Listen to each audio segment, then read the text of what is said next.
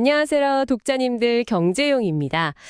오늘이 벌써 2026년 4월 15일이네요. 네, 시간이 정말 눈 깜짝할 새 지나가죠. 그러니까요. 오늘 저희가 짚어볼 자료는 4월 경제신문 금융면 기사들입니다. 뭐 독자님들이 보내주신 자료는 아니고요. 저희가 직접 심층적으로 골라봤어요. 네, 맞습니다. 아주 중요한 기사들이죠. 지금 겉보기에는 우리 경제가 뭐랄까 되게 멀쩡하게 굴러가는 것 같잖아요.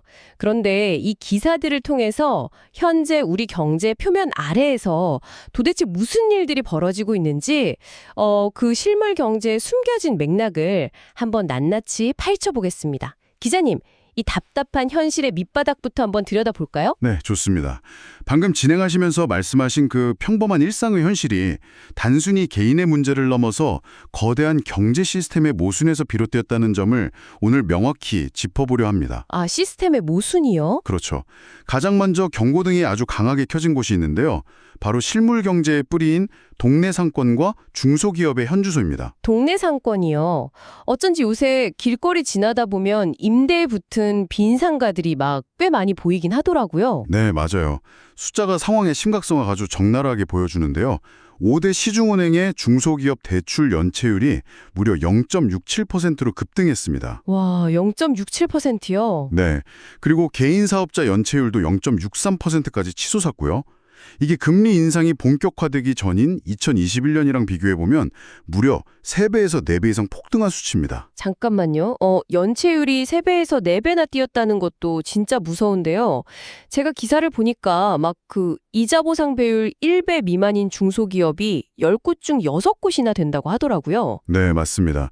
61.4%나 되죠. 와, 독자님들을 위해서 좀 쉽게 풀어보자면, 그러니까 한 달 내내 죽어라 일해서 번 돈으로 은행 이자조차 다 못 낸다는 뜻이잖아요. 그렇죠.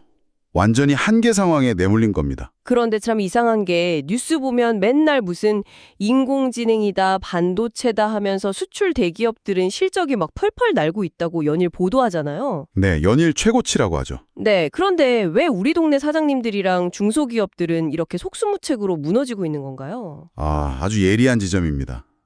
그게 바로 현재 우리 경제가 가진 그 구조적 취약성입니다. AI나 반도체 같은 수출 대기업은 확실히 반등 중이지만요. 건설이나 식음료 같은 내수는 심각한 침체 상태거든요. 아, 그러니까 이 수출 대기업이라는 엔진은 되게 쌩쌩 돌아가는데 내수라는 박히는 바람이 쑥 빠져버린 약간 투트랙 경제 같네요. 정확한 비유입니다.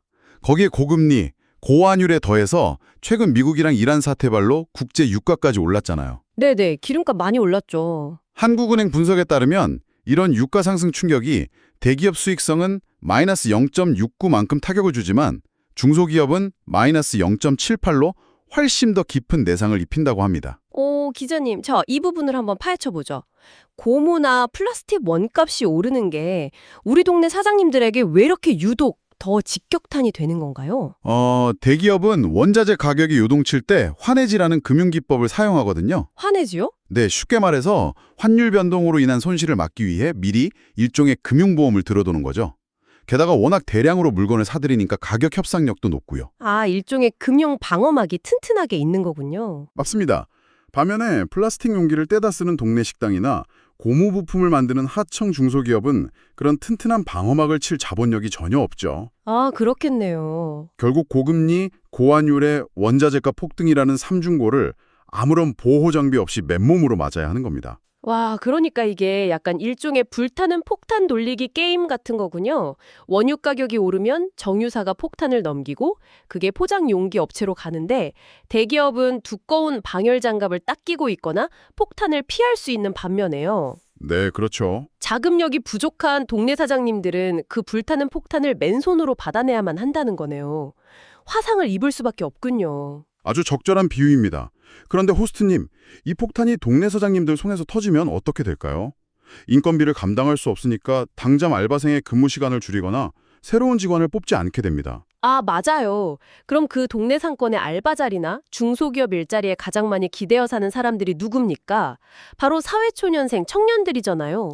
네, 바로 그겁니다. 사장님들의 위기가 결국 곧장 청년들의 지갑, 청년들의 생활고로 직결되겠네요. 맞습니다. 그 연결고리가 바로 저희가 두 번째로 살펴볼 핵심입니다.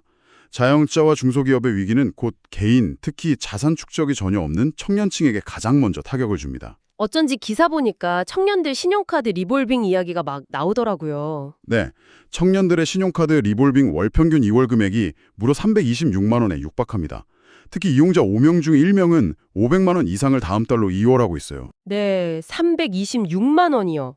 아니, 기사 보니까 청년들 월 평균 소비액이 188만 원이던데 자기가 쓰는 돈보다 훨씬 큰 빚을 매달 눈덩이처럼 떠안고 있다는 건가요? 네, 맞습니다. 감당할 수 없는 금액을 계속 다음 달로 미루는 거죠. 와, 진짜 심각하네요.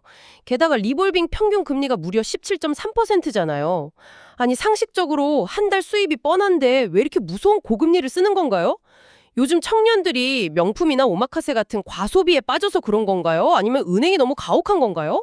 겉보기에는 과소비처럼 보일 수 있지만요. 국회나 금융당국은 이를 철저하게 구조적 문제로 보고 있습니다. 아, 과소비가 아니라 구조적 문제라고요? 네, 수치가 증명하는데요. 현재 대출을 제때 갚지 못해 연체 중인 청년의 무려 82%가 90일 이상 연체된 장기 연체 상태입니다. 82%나요? 네, 게다가 설문 응답자의 54%가 최근 1년간 순수하게 생활비 부족을 경험했다고 잡혔습니다. 즉, 사치를 부리는 게 아니라 밥값이나 월세, 통신비 같은 기본적인 생존 비용 자체가 소득을 초과해버린 겁니다. 진짜 씁쓸하네요. 여기도 정말 흥미로운 점은요.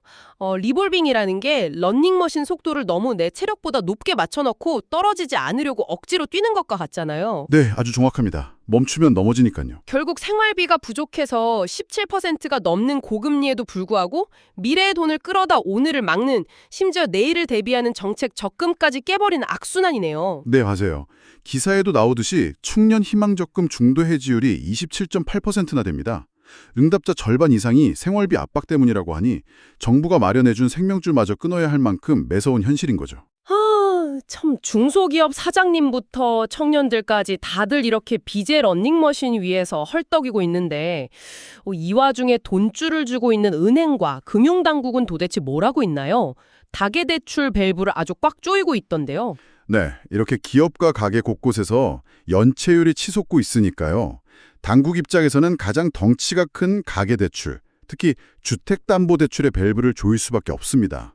구체적으로 얼마나 조이는 건가요? 5대 시중은행의 올해 주택담보대출 규모가 전체 가계대출 증가분의 60% 수준으로 묶일 전망입니다. 월로 환산하면 5대 은행 합산 약 3,200억 원 수준이고요. 와, 3,200억 원. 엄청 깐깐하네요. 네, 가계대출 증가율 목표치 자체가 1.5%로 아주 엄격한 규제가 들어간 상태입니다. 잠깐만요, 비서자님. 가계부채를 잡으려고 주담대를 이렇게 확 조이면 결국 부동산 시장의 수요가 얼어붙을 텐데요. 그럼 아까 우리가 첫 번째로 이야기했던 건설 부문 중소기업이나 동네 인테리어, 소상공인들의 자금난은 더 심해지는 거 아닌가요? 네. 대출 총량 규제로 인해 부동산 수요가 위축될 가능성이 큰 게 사실입니다. 와, 완전히 딜레마 상황이네요. 가계부채 뇌관을 빼자니 내수 엔진이 꺼지고 가만두자니 부채가 터질 것 같고 빈대 잡으려다 초과삼관 다 태우는 격이 될 수도 있겠어요. 네, 어느 한쪽의 입장이 옳다기보다는 정책이 가진 파급 효과 자체가 그런 모순적인 상황을 만들고 있는 거죠. 이렇게 밖으로는 거시경제 환경이랑 규제가 엄청 팍팍해진 상황이잖아요. 그럼 은행 내부에서는 좀 돌파구를 찾기 위해 어떤 조직적인 변화를 시도하고 있나요? 하나은행 기사가 꽤 흥미롭던데요? 네, 이토록 외부 환경이 험난해지니까요. 하나은행은 최근 퇴직한 지점장 5명 안팎을 다시 재채용했습니다. 은퇴하신 분들을요, 굳이 다시 부른 이유가 뭐죠? 이분들을 초임 여성 지점장과 관리자들의 멘토로 삼기 위한 조직 개편을 추진 중이거든요. 아, 멘토링이요? 네, 하나은행 전체 직원이 10,000명이 넘는데 그중 여성이 65%지만 중간관리직 비중은 26.5% 수준입니다. 작년보다 오르고는 했지만 아직 부족하죠. 아, 그러니까 함영주 회장의 여성 인재 육성 특명과 맞물려 있는 거군요. 네, 굳이 퇴직한 과거의 베테랑이 지금 현장에 다시 필요한 건가요? 기존 소매금융, 그러니까 예금이나 펀드 중심의 경험만으로는 지금의 위기를 돌파하기 어렵기 때문입니다. 지금은 기업들이 막 무너지고 있으니까요. 맞아요. 부실을 관리하고 기업 구조조정을 돕는 복잡한 기업금융이나 척박한 위지 시에 조직 운영 노하우가 절대적으로 필요하죠. 아, 무슨 말인지 확 알겠네요. 그래서 이런 노하우를 전직 베테랑들을 통해서 초임 여성 리더들에게 현장에서 빠르게 이식하려는 전략적 움직임인 겁니다. 위기 상황일수록 결국 제도가 아니라 사람과 리더십에 투자한다는 게 정말 인상적이네요. 험난한 경제 파도를 넘기기 위해 과거의 늙은 베테랑 선장과 미래의 젊은 여성 리더가 만난다는 점이 아주 흥미롭습니다. 네, 맞습니다. 폭풍우를 뚫고 나갈 실전 경험치가 그 어느 때보다 절실한 시점이니까요. 우리 독자님들도 각자의 자리에서 이런 멘토링을 어떻게 활용할지 고민해보면 좋겠습니다. 네, 맞습니다. 이렇게 멈추지 않는 BJ 러닝머신 속도를 우리 사회가 과연 어떻게 안전하게 늦출 수 있을지 각자의 자리에서 한 번쯤 깊이 고민해봐야 할 질문인 것 같습니다. 지금까지 고금리 장기화가 실물 경제에 미치는 영향과 은행권의 대응 조치라는 주제에 대해 다뤘습니다. 다음에도 빠른 소식으로 찾아뵙겠습니다. 지금까지 서울경제신문 경제용이었습니다. 감사합니다.